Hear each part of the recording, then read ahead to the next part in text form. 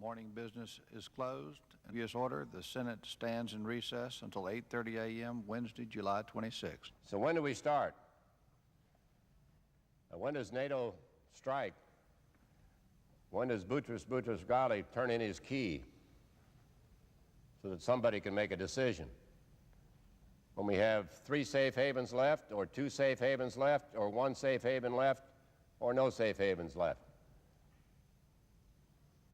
Long-time member of the Armed Services Committee, I am opposed to unilateral action by the United States. I suggest that it is time to let NATO take over from the UN in Bosnia.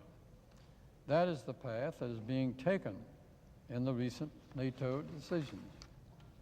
NATO is a fighting force, while the United Nations is not. Mr. President, let me join our colleague from Connecticut in commending. Are clear.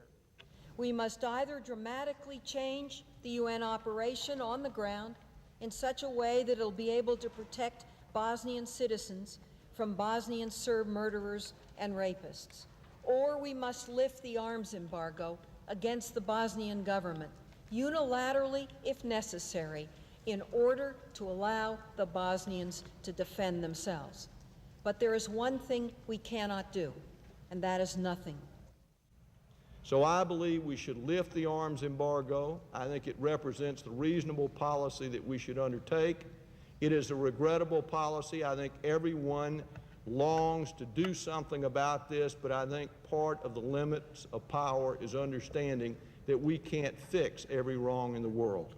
In effect, this amendment will stand for all of history to say that not only were we so craven as to not find a policy, but we were ready to codify our own helplessness.